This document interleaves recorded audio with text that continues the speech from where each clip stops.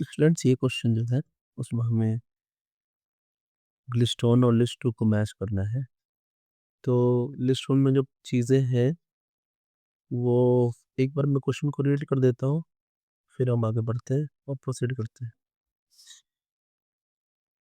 List one में कार्बोटाइन है, carbon free radical है, न्यूक्लियोफाइल है, न्यूट्रोफाइल है, और लिस्ट टू में उनकी प्रॉपर्टीज है जिनसे हमें मैच करना है।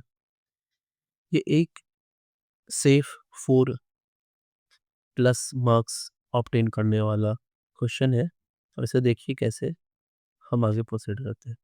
तो हमसे कह रहा है कार्बोकटायन। अब कार्बोकेटायन जो है ना, वो कार्बोकटायन बनता है कैसे कि ये कार्बन के 4 हैंड वाले, है ना, एक मॉलिक्यूल है, और इसके ऊपर है डेल माइनस, इसके ऊपर है डेल प्लस, और ये हेट्रोलिटिक फ्यूजन होता है, और हेट्रोलिटिक फ्यूजन के वजह से ये हमारा कार्बन जो है वो प्लस बन जाता है और एक्स माइनस बन जाता है। जो बॉन्ड पेयर के इलेक्ट्रॉन है वो दोनों ही ये एक्स लेके चला जाता है, और फिर ये कार्बन के ऊपर जो प्लस आता है यही कार्बोकेटायन बनता है। अब ये जो कार्बोकेटायन है इसका हाइब्रिडाइजेशन sp2 होता है, क्योंकि यहाँ पे 3 सिग्मा है, और साथ में अगर आप ध्यान दो तो एक p ऑर्बिटल जो है ना वो खाली है। तो एक p ऑर्बिटल खाली है, तो इस तरीके से sp2 hybrid with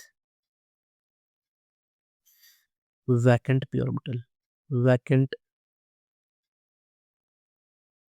p orbital है ये, है ना। तो हमसे जो ये कह रहे हैं कि A क्या होगा, तो A हमारा हो जाएगा sp2 hybrid, that is 3 number, sp2 hybrid with carbon with empty p orbital. अब बात कर लेते हैं कार्बन फ्री रेडिकल की, है ना। तो कार्बन फ्री रेडिकल कैसे बनता है वो समझते हैं। कि मान लो कार्बन टेट्राहेड्रल फॉर्म में है, और यहाँ पे जो बॉन्ड टूटे वो बॉन्ड होमोलेटिकली टूटे, मतलब बॉन्ड पेयर इक्वल इक्वल दोनों के पास आ जाए, जिनके जिनके इलेक्ट्रॉन्स थे वो अपने अपने इलेक्ट्रॉन लेकर चले जाएं। तो अब जो यहाँ बनकर आएगा that is carbon free radical है ये, कार्बन फ्री रेडिकल। अब बात को समझे अच्छे से। ये जो हमारा कार्बन फ्री रेडिकल है ना, इसमें इसका हाइब्रिडाइजेशन जो है वो हाइब्रिडाइजेशन sp2 तो है, लेकिन कभी कभी ये sp3 भी हो सकता है। जैसे अगर यहाँ फ्लोरीन आ जाए तो उस केस में इसका हाइब्रिडेशन sp3 भी होता है, और एक p ऑर्बिटल भी किसके पास है जिसमें ये अनपेयर्ड इलेक्ट्रॉन रहता है। तो यानी ये sp2 हाइब्रिड हो सकता है, sp3 हाइब्रिड हो सकता है जब यह स्पेसिफिकली फ्लोरीन रहे तो, और एक p ऑर्बिटल भी होता है ना, अनपेयर्ड इलेक्ट्रॉन, इलेक्ट्रॉन वो होता है p ऑर्बिटल के पास, जो p है इसके पास उसी में होता है। तो यानी जो हमारा b है ना, उस b में उस b के लिए हो जाएगा नंबर 2, है ना।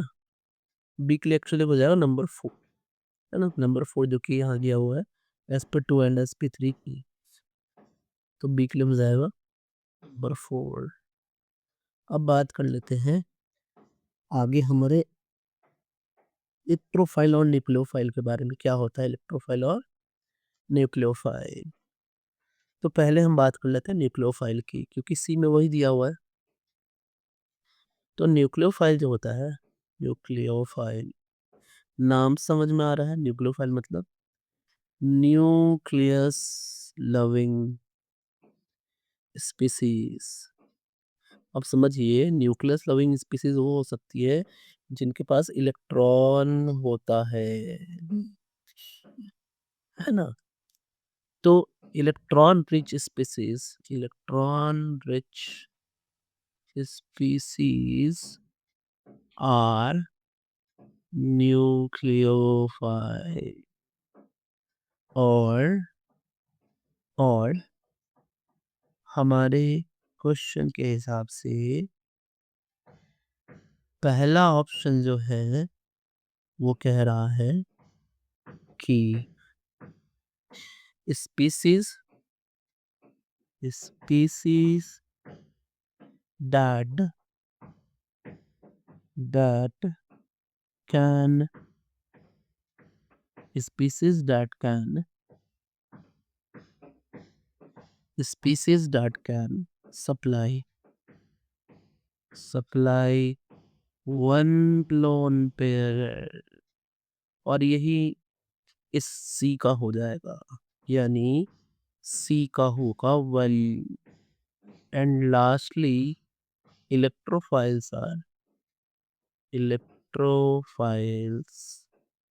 आर इलेक्ट्रॉन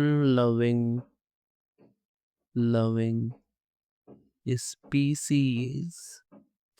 ये एक पेयर ऑफ इलेक्ट्रॉन ले सकते हैं, जो कि नंबर 2 कह रहा है ना, इस डी के लिए कि species that can species species that can accommodate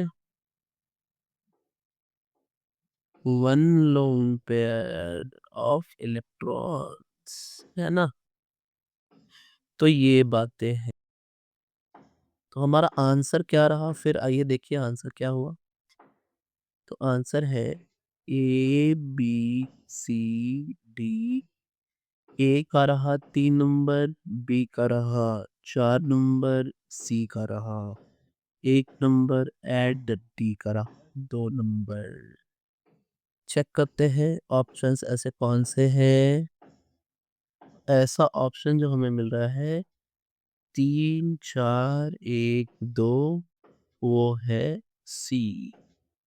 students, इस क्वेश्चन का आंसर हमारा सी होगा, है ना।